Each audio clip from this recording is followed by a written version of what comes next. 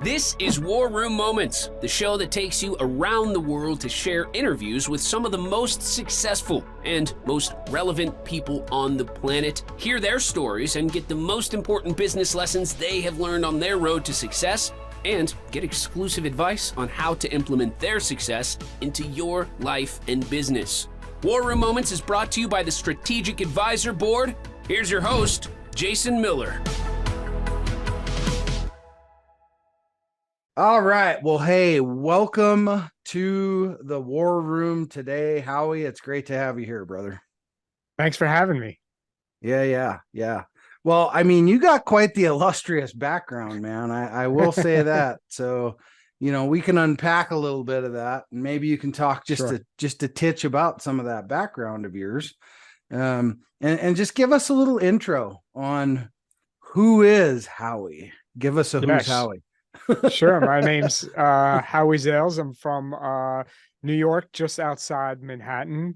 I grew up here and I live here now. And, I spent 25 years traveling the world working in the sports entertainment business as a camera operator with NBC Sports and the World Wrestling Entertainment.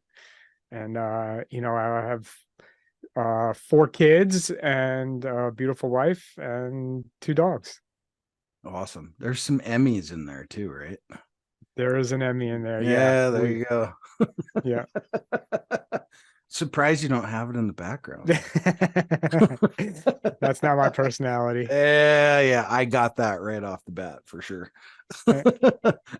Which is great for sure. But anyway, well, gosh, awesome. It's great to have you on the show. And I always kind of like to start the show off with a simple question. And that is, did you come from a family of entrepreneurs? Because obviously you've taken an entrepreneurial journey. So let's unpack that a bit. I never really thought about that question until you and I were talking before the show. Sure. I'm going to say, no, I didn't come from a family of entrepreneurs. But that said, my father was a salesman, and a lot of his salary was based on commission. And I really only started thinking about this in the last 5 minutes. And I grew up watching my father hustle for every sale. And, we lived comfortably, so I know he made a good living. But I saw how hard he worked, and to a degree, he was an entrepreneur in that sense. So, I know what it takes. I guess I was brought up to know what it takes to become an entrepreneur. Yeah. Oh, for sure. No doubt. If you're in sales, you're an entrepreneur, period. Because if you don't sell, you don't feed yourself, right? So that's about as entrepreneurial as you can get. Exactly. For sure, especially in the sales game. And that's a tough life to live too. So, that had to have some kind of influence on you going down your career path. Yeah, if my father had a great day or made a huge sale, it was a great night at home. And if something big fell through, then he was upset. So I saw how, he rode the wave of it. And some days he dealt with it better than others. But I feel like my personality, I come as more my mom's side of the family. So I'm set up right off the bat to deal with that even better. Yeah. Gosh, what got you interested in like the life of camera and entertainment and sports and all? How did that like grab you? Yeah, great question. I wanted to play professional baseball as a kid, but and I did everything possible to make that happen. I went to batting clinics, I went to Bucky Dent's baseball school in Florida, and I played, I did everything I could, but I knew I needed a backup. And in 11th grade, I needed an elective. There was one spot in my schedule, and there was this class called TV production, and the description was a trip to NBC studios, a tour of NBC studios at Rockefeller Center, and to watch a TV show being taped. And I'm like, well, how bad could that be? An easy A, right? And I ended up falling in love with television production. I had a great teacher. And I said, I knew from that time on, I needed to combine my love of baseball and sports and my new passion, television. Yeah. Yeah. Yeah. That's really cool. That's, I love, when you talk about high performers, right? There's always a connection between high performers of either, from the way they grew up, right? Like my dad was a farmer, my mom ran, a couple businesses in town. I was in the military, my family's got a long line of military. And so, but you look at some of that correlation between those of that are us that are entrepreneurial, we all have a similar kind of background, right? Right. It's a different story, but I mean, it's very similar on how we were raised or the things we were exposed to or stuff like that. And that's the beauty behind, high performance people. And you got to live in that high performance life, which is what kind of leads us to where you kind of are today, right? And yeah, because that's a kind of a hat you set down a bit ago, right? How long ago did you set down the camera hat? About 4 years. 4 years ago. Yeah. I always had my first business, HJZ Productions. Even though I was still a camera operator, I had that for the last 20 something years.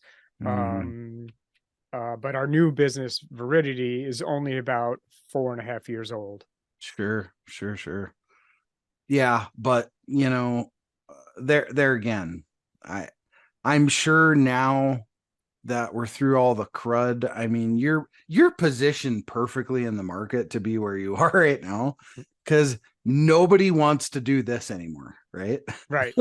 I mean, obviously for podcasts and things like that, but nobody wants to do the virtual stuff as much. And I'm in control of a meetup group here in Boulder, Colorado, and there's just about 8,000 people in that group. And, oh, wow. and it kind of died during COVID and, tried to do the virtual event thing and nobody wanted to do it. And the second we did the first live event last night, it was like, because nobody was coming to the virtual stuff anymore. It's like one person would show up. And then we announced, hey, we're doing it live. It was like, oh my God, bam, bam, bam. RSVP, right? Wow. So, I'm kind of interested in how because you're in the space, right? How have you seen it develop over the past, just few months, probably 6 months? Yeah, good question. I feel like the event world is changed forever. What I mean by that is, yes, the in-person portion of the events have come back and is starting to, will grow again. But I feel like the virtual part of the event is forever going to be there. And depending on the type of event is what type of presence I'll have. Is it a concert or some sort of show that can have a paywall put up where if only, 500 people could fit in person, you can have another, million people across the world watching, paying for it through, an online paywall. It's just a way to expand the production. Or can you have an event that is sponsored by, some big corporations, and it's just another way to generate income for whatever type of event it is. If it's a corporate type meeting, it still makes sense to have the online or virtual presence of that production, because not everyone's going to be able to get there. It still costs a lot of money to bring everyone to location, especially if it's a global company. And it's certainly cheaper and more productive for employees to stay in their home space and still take part in the meeting in a very high productive way. Yeah. I don't know if everybody just caught that, but you just got the 3 ways to make money with with an event. So I hope you're paying attention. Number 1, live stream around the world in person. And the third, what was the third? What was the third one? A pay like part Sponsorship. of the sponsorship. Yeah, sponsorship, right? So if you're planning on getting an event, you just got the formula for free, folks. I mean, Jesus criminy sakes, what more do you want? And another way to even drive more income is, instead of using it, having it air on a YouTube or something like that, have it air on your website. Our company builds like microsites for our clients, and you control the advertising on your site, and it's just another way to drive your company's or even if it's just an entrepreneur's followers to your site, so you own the followers, not the social platforms own the followers. Yeah, for sure. Yeah, I'm just really curious, like from your perspective and point of view, like the challenges that you see in the space. Like right now, what are some, like if somebody's listening right now and they're like, oh yeah, we're going to do an event, right? What are some of the challenges you're seeing that just some of the clients you work with are having? Yeah, I mean, it's not cheap, right? There's different levels of Right. productions, and we service all different levels of clients, big Fortune 500 companies to, entrepreneurs. So, it's just knowing your budget, knowing, what are you trying to achieve with this event, but still willing to invest in it so it looks good, sounds good, and comes across good. Because if it doesn't, then you end up either wasting your time, effort, money, and it could have even a negative impact if you look bad or sound bad. Yeah, true. Yeah, because I imagine like right now is probably, maybe it's not better, but I'm just saying I would think right now, because just locally here, right, there's a lot of people doing events now, live events. And, some of those pitfalls that are happening with events. I mean, we're actually planning an event for January, and I'm figuring out how hard it is, right?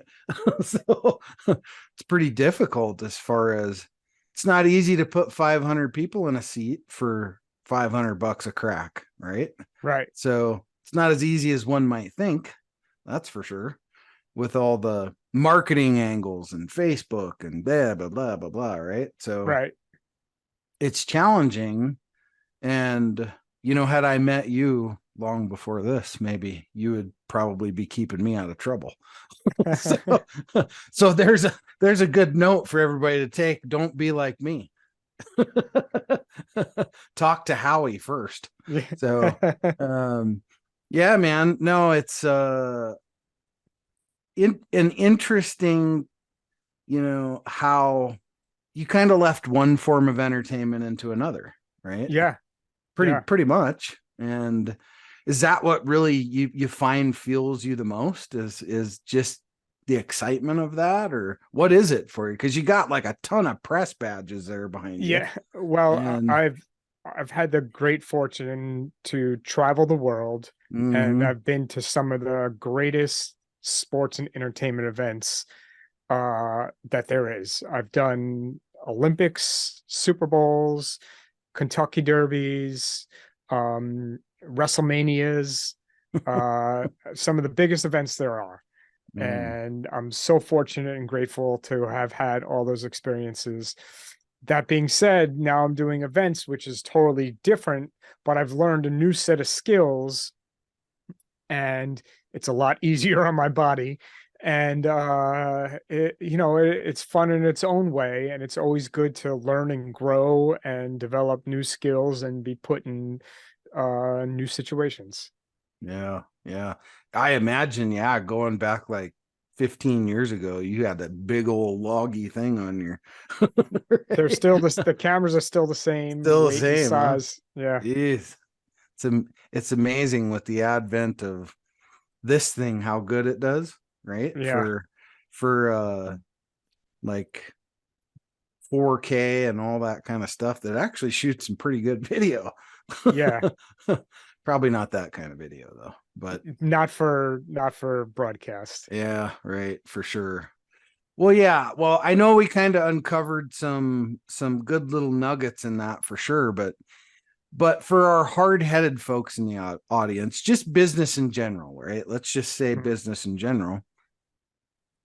You know, if you could give a couple of tips to a new founder that's coming in the pipe to start a company, or even an old dog like you and I, what's a couple pieces of advice you could give?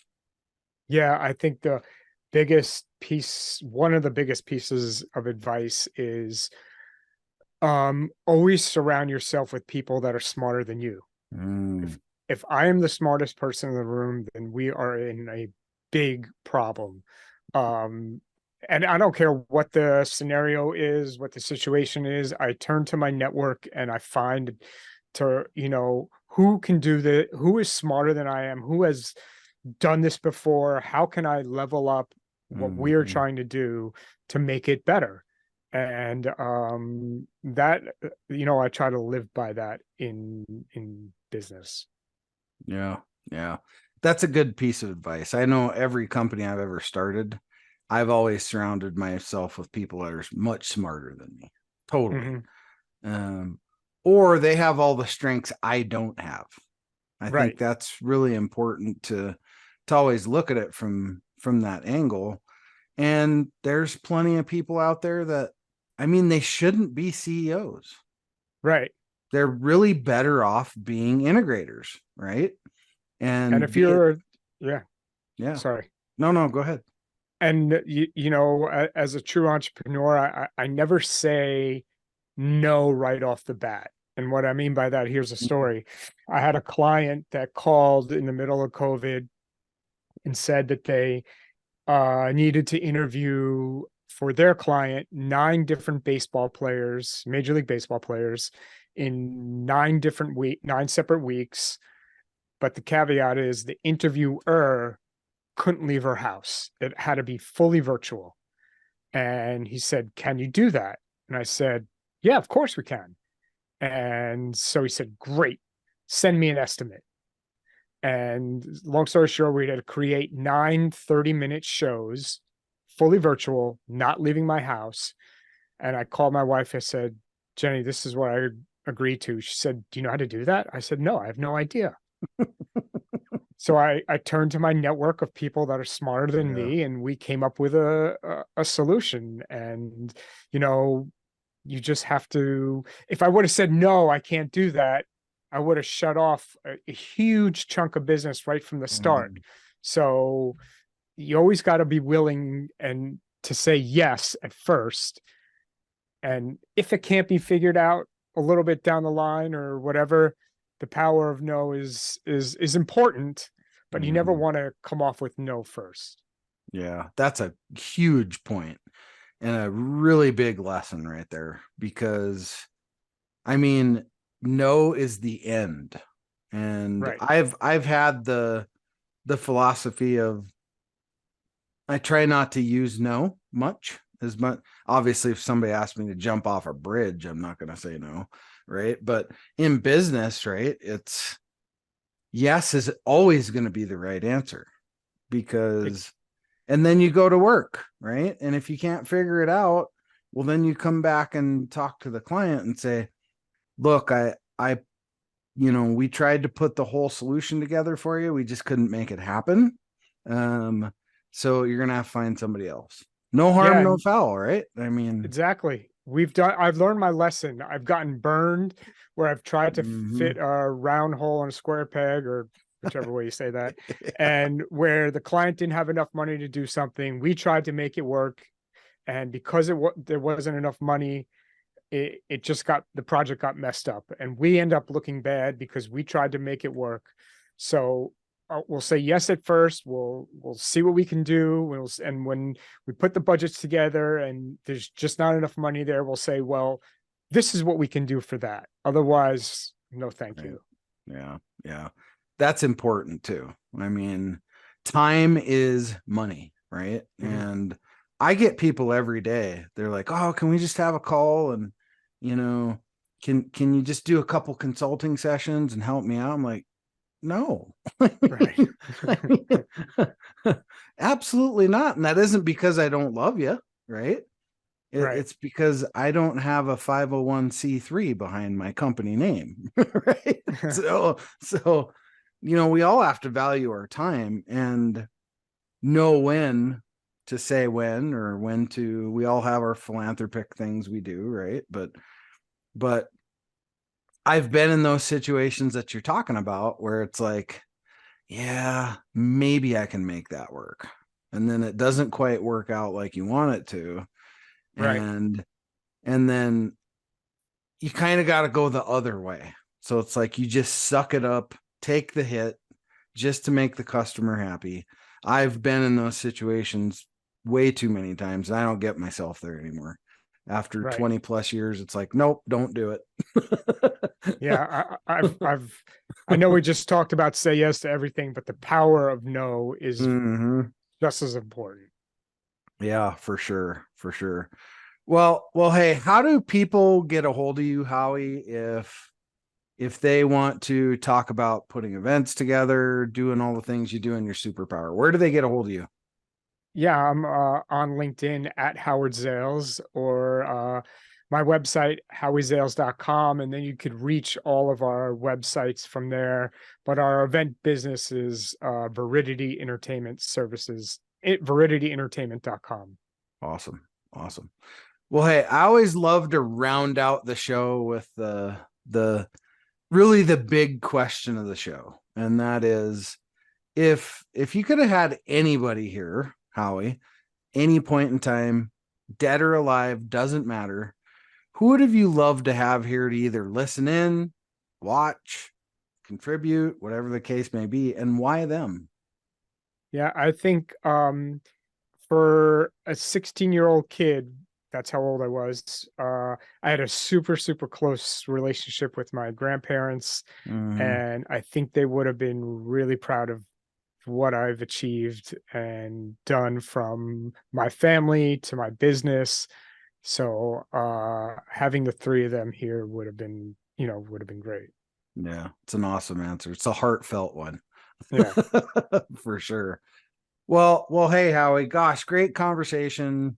If people didn't get some lessons out of that, they just weren't listening. So if you didn't, rewind, listen again, and let it go ahead and smack you in the head. So, Howie, great to have you on the show. Thanks for being in the war room with me today.